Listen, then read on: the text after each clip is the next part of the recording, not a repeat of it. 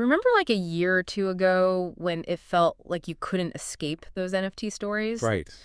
It seemed like everyone and their grandma was making a fortune selling NFTs of, I don't know, like digital cats wearing sunglasses or whatever. Wild times. Yeah, it was definitely a moment. But things have been kind of quiet on that front lately, wouldn't you say? Yeah, for sure. So today we're going to do a deep dive into a pretty big question. Is there still a way to make money with NFTs in 2024, or was it all just hype? Right. And to help us unpack all this, we're checking out this new article, hot off the digital press from those crypto wizards over at Changelly. Oh, yeah, I saw that. It's titled, How to Make Money with NFTs in 2024. Very timely. I know, right? Like they read our minds or something. I'm really interested to hear what they have to say, especially now that, well, we're pretty far into the year, Totally. So before we jump into the nitty-gritty of actually making money with these things, maybe we should take a step back for a sec. For anyone who might have missed the whole NFT craze, what exactly are we even talking about here? What is an NFT? Okay, so in a nutshell, imagine digital ownership, but like on another level. Okay. You know how Bitcoin is like digital gold? Right. You can trade one Bitcoin for another, and they're basically the same. NFTs, on the other hand, they're unique. Oh, interesting. Each NFT is one of a kind, like a digital fingerprint. They even use the example of digital trading cards in this article, which I thought was a really good analogy. Yeah, that makes a lot more sense. Yeah, so you're not buying just any digital trading card, you're buying the digital trading card. Yeah. That specific one with the, I don't know, the rare holographic Charizard or whatever. So it's less like currency and more like owning like an original piece of digital art. Exactly. You got it. That uniqueness, that's where the value comes in with NFTs. Makes sense. But okay, so then how do you know what's actually valuable? I mean, if everyone and their dog is creating digital art and turning them into NFTs, it all starts to feel kind of meaningless, doesn't it? Like, how do you separate the, I don't know, the wheat from the chaff?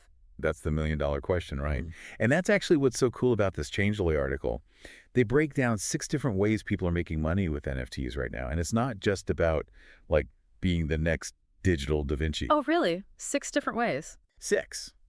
And some of them are pretty surprising, actually. Okay, well, now you have to tell me more. All right, so first up, the more straightforward approach. Okay, straightforward approach. Spill the beans. So it's basically creating and selling your own NFT art. Oh, okay.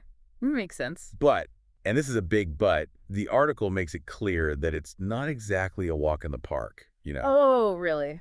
I figured it was just a matter of right-clicking, save image as, and boom, instant riches. Yeah, not quite. Even in the digital world, artistic talent, it still matters, believe it or not. So you're saying my masterpiece, dog wearing a beret, might not fetch millions? Hey, you never know. But the point is, you need to actually create something unique, something desirable. And then there's the whole other side of it, like navigating these NFT marketplaces.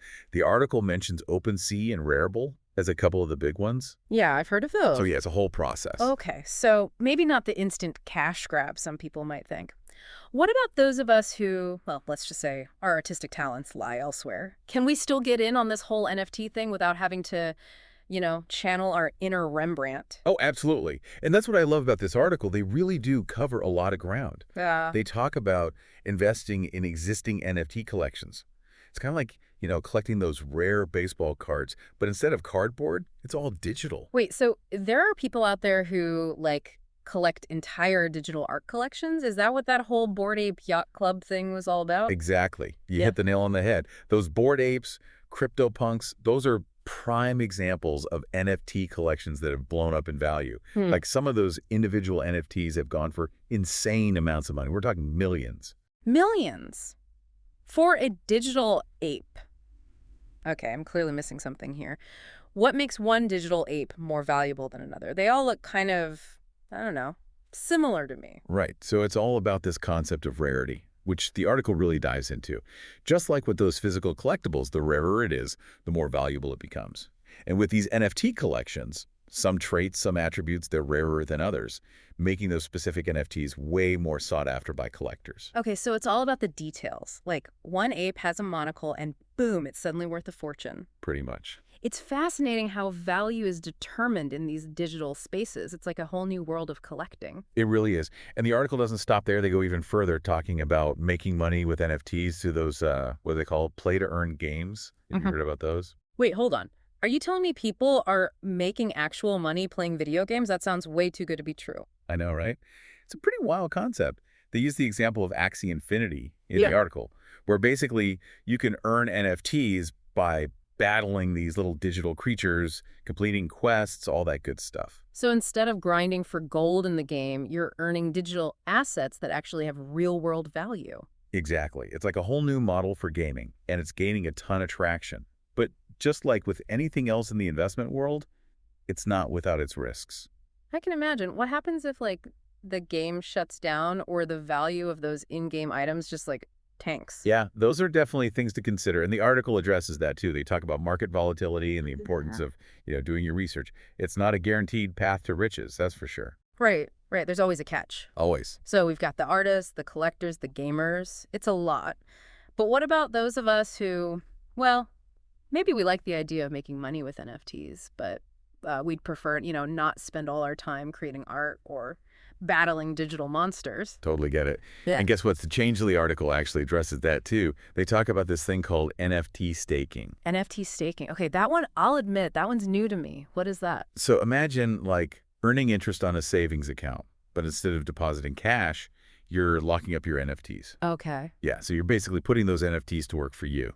And in return, you get rewards, usually paid out in cryptocurrency. It's like passive income, but for your NFTs. So I can just sit back, relax, and watch my NFTs rake in the crypto. Kind of. I mean, it's not totally hands-off. The article does mention there are risks involved. Oh, there's always a catch, isn't there? Like what kind of risks are we talking about? Well, remember those smart contracts we talked about earlier? Yeah. The ones that guarantee, like, the authenticity and uniqueness of each NFT? Yeah, those digital certificates of authenticity. Right, so if there's a vulnerability in those contracts, it could put your staked NFTs at risk. Plus, there's always the issue of, like, how reliable the platform is that you're staking on. Mm-hmm. And then, of course, there's the whole, volatility of cryptocurrency itself. Right, right. So like any investment, it's about weighing the potential rewards with those risks. Exactly.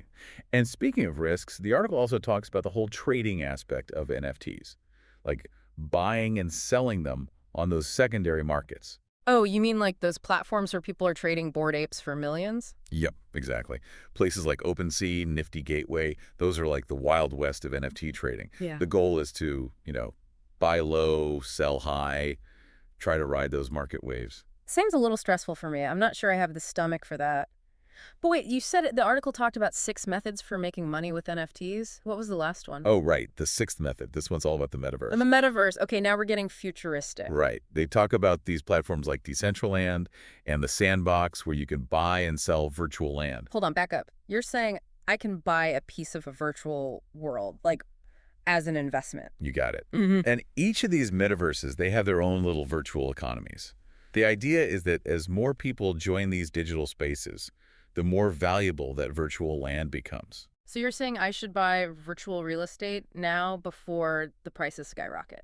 Hey, I'm just saying the potential is there. And the article talks about all sorts of possibilities like in-world transactions, advertising, even renting out your virtual property. Wild. Okay, so we've covered a lot.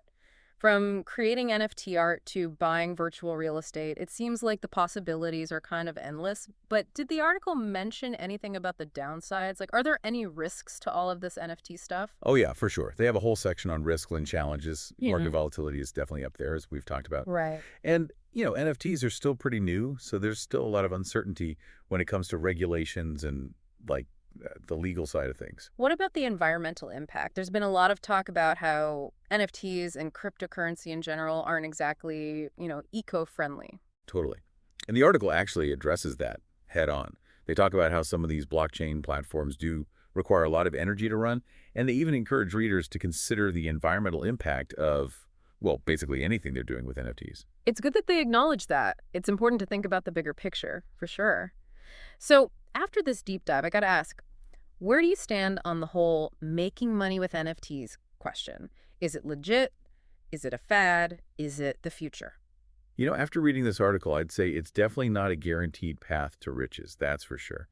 But it's clear that there are opportunities out there for people who are willing to put in the time, do the research, and, approach it all with a healthy dose of caution. Makes sense.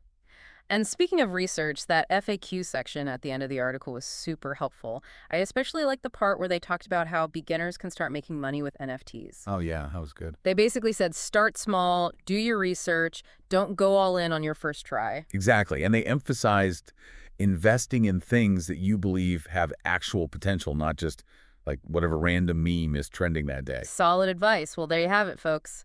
NFTs in 2024. Still full of potential, but definitely not for the faint of heart. Big thanks to Changely for that insightful article. You can find a link to the full piece in our show notes if you want to explore it further. Until next time, happy diving!